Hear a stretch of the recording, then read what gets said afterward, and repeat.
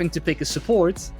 The only supports that Zolis has shown thus far are heavy engaged supports, and that into an Alistar is just counterpicking yourself. This is a complete draft trap by Los Ratones executed to perfection, and Galions just walking right into it. Most if we count that one of the champions that is dealing with is Alistar, who we all know that is really powerful in the first levels of the game, right? Yep. No, he definitely isn't. But you're looking for something in here. Nemesis with Kaza the Weak and Zerrin going forward, committing, flushing. Like, this guy has everything calculated.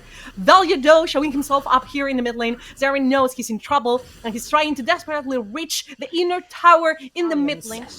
Territory. Los Ratones territory, though, it's here. Yes, exactly. They're going to be able to just push on forwards towards the top side of the map. It is going to be that 1-for-1 trade. Usually do think of these grubs as being a little bit stronger than just being able to grab yourself an initial Drake. So overall, Los Ratones is going to be happy with this one. Still, they don't exactly have the kind of team, tower breaking composition. It's alright, it's alright. Tiny allowed. It's all good, yeah. The kind of tower breaking composition overall that Galions have, I think Galions would have really been able to hammer home the use of those 3 grubs early on, but we'll see if they're going to be able to fully stack up.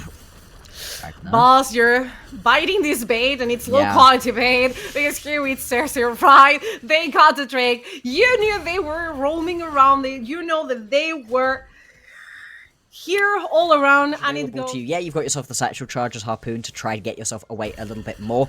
Still getting caught out could be pretty rough. Ragnar now going to try chase down, still all out.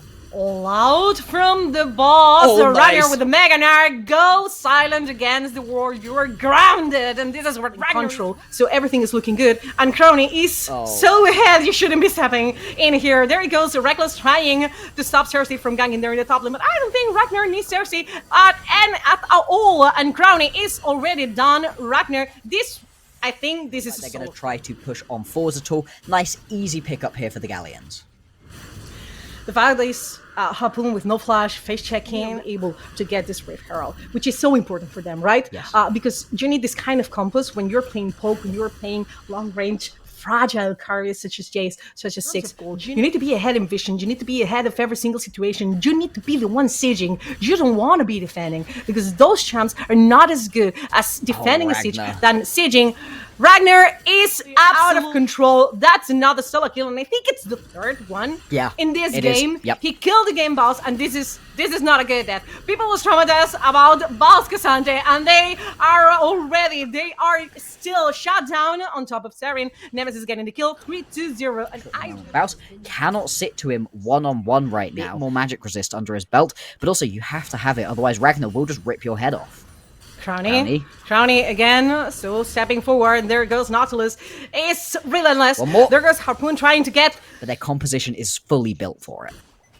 Yeah, full build, but I think Galions did their homework when it comes to prevent those kind of skirmishes. Like, pay attention at the amount of vision Galions placed around the bottom side of Los Ratones jungle. It's too much, even. I could say that even it's just too much. Just to secure this Infernal Drake that is gonna be so point. A team's favorite things to do.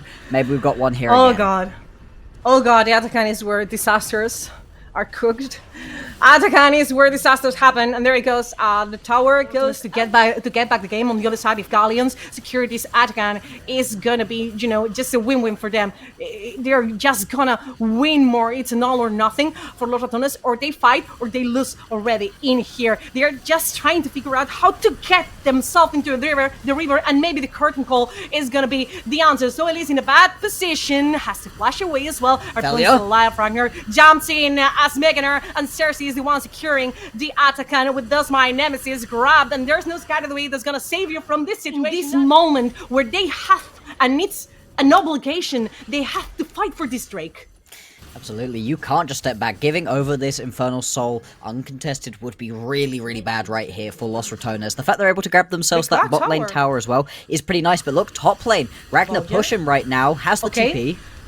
Belgia ultimate, and it comes with the curtain call. Cersei maybe in some kind of threat, and there goes Volya as well. But Zolis is okay, Cersei is okay, and Maokai does this in a really, really good way. There goes the ultimate harpoon, dealing damage absolutely freely, and then threat and flashing forward even, and getting to 2 kills for the 6. Reckless, where are you going? He's looking for some directions. Crown is the one last man standing for Los Ratones, and this is it. I told you after the Atacan that I thought it was going to be the last nail in the coffin for Los Ratones' game. And I think this just shares the same opinion. It's gonna be Infernal Soul 25 minutes into the game, and they are just heading directly straight forward to the Baron Nashor.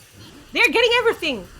Yeah, absolutely. They can just clean house with this one, especially with Crownie having to flash away. Velia still 6 seconds away from respawning with the smite. Just gonna be everything going Galions Pearl. I don't disagree with you, right? I think the Atakan was the final nail in the coffin. And then this Drake, this Baron, we have thrown that into the grave, right? It is spooky season. It is looking real scary right here for Los Ratones. They're gonna have to buck this game up really quickly, otherwise we are gonna be tied up 1-1 in this series. And having a look back at this one, this isn't even that you've got your high-powered Narin already. This is just such an odd split fight. It's a really great Maokai ulti across multiple members to just make sure that you can't get involved early on. And Saren, he's the one dealing the big damage right now. Harpoon as well. And on split fights in this situation where you're not using this skirmish teamfight composition altogether from Los Ratones, it just doesn't work. The fact is that I feel like Los Ratones overcommitted into fighting Cersei. And it's Maokai, I know this is not even as close as a tank Maokai. Like, it's almost full AP. There goes Vals with the all-out, honestly, because there's no other way to describe it. Cersei just grabs the kill, 0-5-0 for the Vals. Not a lot of good deaths. And you get to think sometimes that even with Vals dying constantly, he's gonna manage to pull through at some point, but it's not happening in this one. And now this is where Galions combo wants to be sieging, in control of vision, in control of the game, and it's impossible to get them. And there goes Volya with Flash and with the Cyclone reactivating it, but the curtain call, even though it's following up, it's just not enough. There is no damage. It's negative damage from Los Ratones. That's already a double for Saren, and this is going to be it. Bloxer, at least we're gonna get 4 games in this series. Los Ratones are not gonna get another 3-0 in playoffs. This is gonna be the 1-1. Galions strikes back and defeats Los Ratones in the second game. Damn, a real dominant performance in the first game from Los Ratones and a complete reversal of the script in that second game. Galions